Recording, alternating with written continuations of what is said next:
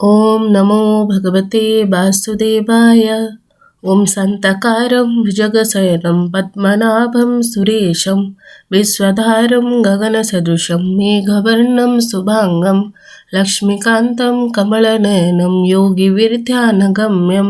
वन्दे विष्णु भवभयहरं सर्वलोकैकनाथं। नमस्कार। आज आम्ही ओडिया श्रीमद् भागवतर दशम स्कंध गोपलीलार 19 अध्याय पाठ करिबा। शुकवाच एबे हो शुण नरनाथ अमृत कृष्णर चरित गोपाळे वृंदावने थिले सुस्थे रजनी पुहाइले राम गोविंद घेनी संगे मिलिले गोपपुर लागे जेझा मंदिरे गोपे जाई कहंती वृद्धंकु बसाई कृष्णर जेते कर्म मान शुणी सकळे तो समन माया गोपाळ रूप होई क्रीड़ा करती बेनी भाई एमंते शुण परीक्षित स्वभावे सरिला बसंत निदाघ काल आगमने घर्म न लागे वृंदावने सर्वदा बसंत पवन सधीरे बहे दिनु दिन बसंत नोहे ना दुर्लभ जे बने श्रीराम माधव नदी निर्झर जल नाद निबिड़ झिंकारी शबद अति शीतल वनस्थली निर्झर जल कणा मिली नदी तड़ाग प्रस्रवण पवन जोगे स्निग्ध वन जले अछंती पुष्प जेते कमल कुमुद सहिते ताहांक रेणु घेनी बळे पवन बहे कुतूहले एळु से वृंदावन देशे निदाघ ग्रीष्म न पसे घन गहन वन भूमि तेणु नुहंती जीवे श्रमी अति गभीर नदी जले लहरी उठे वायु बळे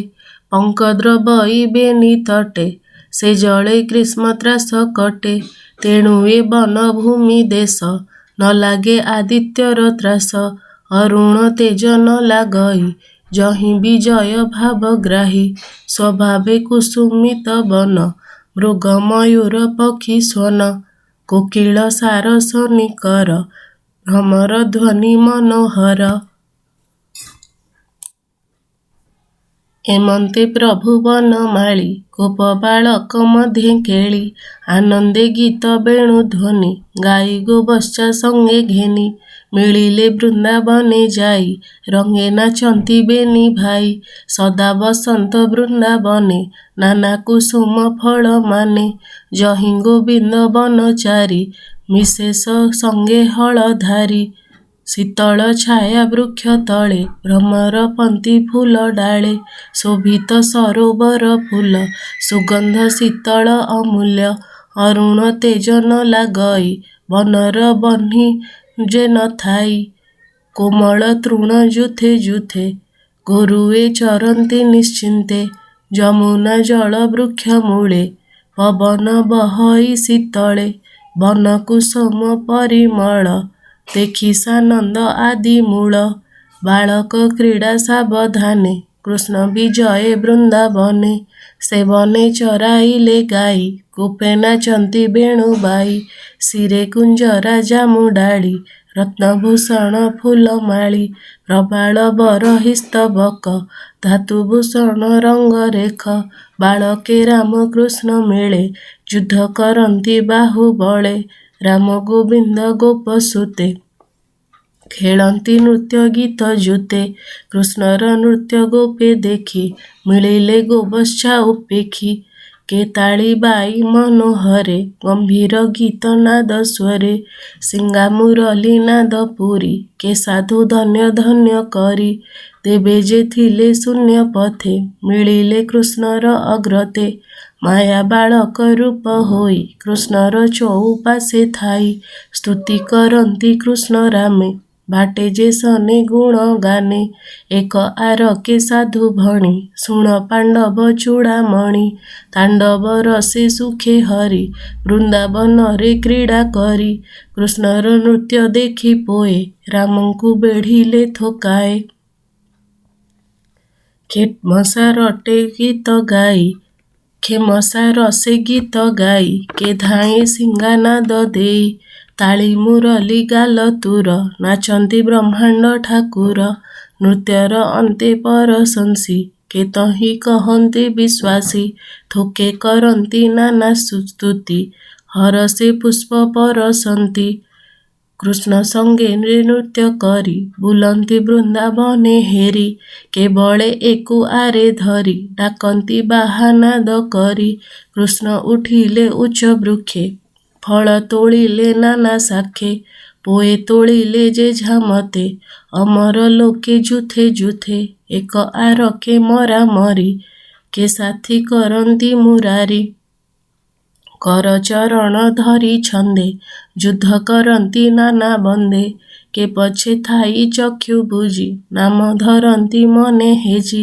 ମୃଗଙ୍କ ପ୍ରାୟ କେହୁ ଥାଇ ପକ୍ଷୀଙ୍କ ପ୍ରାୟ କେ ଉଡ଼ଇ ଭେକର ପ୍ରାୟ କେ ଡିଅନ୍ତି ଚାଲନ୍ତି ଯେନେ ହଂସପନ୍ତି ବସ୍ତ୍ର ବାନ୍ଧନ୍ତି ବୃକ୍ଷ ଡାଳେ ଦୋଳି କରନ୍ତି କୁତୁହଳେ ପର୍ବତ କୁଞ୍ଜ ନଦୀ କୂଳେ ଖେଳନ୍ତି ରାମକୃଷ୍ଣ ମେଳେ ଗାଈ ଚରାଇ ବେଣୁ ବାଇ ବନେ ଖେଳନ୍ତି ବେନି ଭାଇ ଏମନ୍ତେ କଂସ ଅନୁଚର ମନେ ମିଳିଲା ନଦୀ ତୀର ପ୍ରଳମ୍ବ ନାମେ ମହାବଳୀ ଲୁଚି ଦେଖଇ କୃଷ୍ଣ କେଳି କ୍ଷଣକେ ସହି ନ ପାରିଲା ଗୋପାଳ ରୂପେ କହୋଇଲା ପ୍ରଳମ୍ବ ବିଚାରଇ ମନେ କୃଷ୍ଣଙ୍କୁ ମାରିବି କେଶନେ ପୁଅଙ୍କ ମେଳେ ଥିବି ବସି ମୋର ନିକଟେ ଯେବେ ଆସି ମୁଣ୍ଡ ମୋଡ଼ିବି ଧରି କରେ କହିବି କଂସର ଛାମୁରେ ଏମନ୍ତ ବିଚାରିଲା ମନେ ଲତାରେ ଥାଇ ବୃନ୍ଦାବନେ ମାୟା ଗୋପାଳ ରୂପ ହୋଇ ମିଳିଲା ଗୋପ ମଧ୍ୟେ ଯାଇ ତାହା ଜାଣିଲେ ଭାବଗ୍ରାହୀ କହନ୍ତି ଗୋପାଳଙ୍କୁ ଚାହିଁ ବାଳକେ ଶୁଣ ମୋ ଉତ୍ତର ମୁହିଁ ଜାଣଇ ଖେଳ ସାର ରାଜା ପରଜା ଖେଳ ଅଛି ଆସ ଖେଳିବା ବଳ ଆଞ୍ଚି ଶୁଣି ସାନନ୍ଦ ମନେ ହସି ରୁଣ୍ଡ ହୋଇଲେ ପୋଏ ଆସି ରାମ ଗୋବିନ୍ଦେ କରି ରାଜା ସକଳେ ହୋଇଲେ ପରଜା ଅଧେ ହୋଇଲେ ରାମ ଆଡ଼େ ଥୋକେ ହୋଇଲେ କୃଷ୍ଣ ଆଡ଼େ କୃଷ୍ଣ ବୋଇଲେ ଦୁଇ ଦୁଇ ବଳ କଷିବା ଯୁଦ୍ଧ ବିହି ଯୋଡ଼ି ଯୋଡ଼ିଏ ଏକ ସଙ୍ଗେ ଯୁଦ୍ଧ କରିବା ନାନା ରଙ୍ଗେ ଖେଳ ପାଞ୍ଚିଲେ ଗୋପ ପୋଏ ମାୟା ଭିଆଣ ଦେବରାଏ ଜଣ ଜଣକେ ରାମ ଧରି ଯୁଦ୍ଧେ ପେଶିଲେ ନର ହରି ଶ୍ରୀଦାମ ନାମ ଗୋପ ବାଳେ ଯୁଝିଲା ଗୋବିନ୍ଦର ତୁଲେ ପ୍ରଳମ୍ବାସୁର ତୁଲେ ରାମ କୃଷ୍ଣ ତୁଲେ ଭଦ୍ରସେନ ଏତେ ଭିଆଇ ଭାବଗ୍ରାହୀ ବୋଲନ୍ତି ଗୋପାଳଙ୍କୁ ଚାହିଁ ଯୁଦ୍ଧ କରିବା ପିଢ଼ କରି ସଂଗ୍ରାମେ ଯେ ଯାହାକୁ ହାରି ଭାଣ୍ଡିର ବଟ ତଳେ ନେଇ ହୋଇବ କନ୍ଧରେ ବସାଇ ହେଉ ବୋଇଲେ ଗୋପ ବାଳେ ଯୁଝନ୍ତି ଯେ ଯାହାର ବଳେ ହାରିଲେ ବୃକ୍ଷ ମୂଳେ ନେଇ ଛାଡ଼ନ୍ତି କନ୍ଧରେ ବସାଇ ଏମନ୍ତେ ପ୍ରଭୁ ଦଇତାରି ଶ୍ରୀଦାମ ତୁଲେ ଯୁଦ୍ଧ କରି ତାହାକୁ ଯୁଦ୍ଧେ କୃଷ୍ଣ ହାରି ବଟେ ଛାଡ଼ିଲେ କନ୍ଧେ କରି ଏବେ ହୋ ଶୁଣ ରସ କଥା ପ୍ରଳମ୍ବ ଅସୁର ବାରତା ପ୍ରଳମ୍ବାସୁର ରାମ ସଙ୍ଗେ ପଡ଼ିଲା ପଞ୍ଝାପଞ୍ଝି ସଙ୍ଗେ ଯୁଦ୍ଧ କରନ୍ତେ ଗୁରୁତର ରାମକୁ ହାରିଲା ଅସୁର ତକ୍ଷଣେ ବସାଇଲା କନ୍ଧେ ଅସୁର ଭାଳଇ ଆନନ୍ଦେ ଏହାକୁ ବଟ ଯାଏ ନେଇ ଘେନିଳ ପଳାଇବି ମୁହିଁ ମୁଣ୍ଡ ମୋଡ଼ିବି ବନେ ପଶି ପୁଣି ମିଳିବ ଏଥେ ଆସି କୃଷ୍ଣ ପଡ଼ିବ ଯେତେବେଳେ ଘେନି ଉଡ଼ିବି ଅନ୍ତରାଳେ କଂସ ଛାମୁରେ ଦେବି ନେଇ ନିଶ୍ଚିନ୍ତେ ଭୁଞ୍ଜିବ ସେ ମହି ଏତେ ବିଚାରି ମହାସୁର କନ୍ଧେ ବସାଇ ହଳଧର ଭାଣ୍ଡିର ବଟ ଗଲା ଜିଣି ତାହା ଜାଣିଲେ ହଳ ପାଣି କୋଟିଏ ମେରୁ ଯେହ୍ନେ ଭାର ଚଳି ନ ପାରିଲା ଅସୁର ତକ୍ଷଣେ ନିଜ ରୂପ ଧରି ଅସୁର ଗଗନେ ସଞ୍ଚରି ନୀଳ ଜିମୁତ ଦେହ କାନ୍ତି ମଣି କଙ୍କଣ ଝଟକନ୍ତି ସ୍ୱଭାବେ ନାନା ଅଳଙ୍କାର, ତେଜେ ବିରାଜିଲା ଅସୁର। କିଏ ବା ଦେବା ପଟାନ୍ତର, ଯାହାର କନ୍ଧେ ହଳଧର। ବିଜୁଳି ଯେହ୍ନେ କଳା ମେଘେ, ଯେ ସନେ ଶଶାଙ୍କର ଲାଗେ। ଗଗନେ ବେଗେ ଯାଉଅଛି, ତା ଦେଖି ରାମ ମନେ ପାଞ୍ଚି। ଭ୍ରୁକୁଟି କୁଣ୍ଟିଳ ପ୍ରପଞ୍ଚ, ବିକଟ ଦନ୍ତ ତୀକ୍ଷ୍ଣ ଉଚ୍ଚ। ସୁବର୍ଣ୍ଣ ତେଜେ ଦେହ ଝଳି, ନୀଳ ମେଘରେ କି ବିଜୁଳି। ତକ୍ଷଣେ ପ୍ରଭୁ ହଳଧର, ଜାଣିଲେ ନିଶ୍ଚୟ ଅସୁର। ମୁଷ୍ଟିଏ ପ୍ରହାରିଲେ ମୁଣ୍ଡେ, ବଜ୍ର ଯେ ସନେ ଗିରି ଖଣ୍ଡେ। ମୁଣ୍ଡ ହୋଇଲା ସତେ ଚୂର, ଶବଦ କଲା ମହାଘୋର। ରୁଧିର ଉଦ୍ଗାରିଲା ମୁଖେ, ପଡ଼ିଲା ଗୋବର୍ଦ୍ଧନ ପାଖେ। ଦେଖି ଚକିତ ଗୋପ ପୋଏ, ସ୍ୱର୍ଗେ ଯେ ଥିଲେ ଦେବତାଏ। ସକଳ ସାଧୁ ସାଧୁ ଭଣି, କୁସୁମ ବରଷିଲେ ଆଣି। ରାମଙ୍କୁ ଧରି ଗୋପ ବାଳେ, କୋଳ କରିଣ ଚୁମ୍ବ ଦେଲେ। ଅବନୀ ହୋଇଲା ଆନନ୍ଦ, ବାଳ ମୂରତି ଆଦି କନ୍ଦ। ସେ ରାମ ଚରଣେ ବିଶ୍ୱାସ, ଶରଣ ଜଗନ୍ନାଥ ଦାସ। ଇତି ଶ୍ରୀମଦ୍ଭାଗବତେ ମହାପୁରାଣେ ପାରମହଂସ ସଂହିତାୟାं ଦଶମସ୍କନ୍ଧେ ପୂର୍ବାର୍ଦ୍ଧେ ପ୍ରଳମ୍ବବଧ ନାମ ऊनविंशोऽध्यायः। ओं नमो भगवते वासुदेवाय।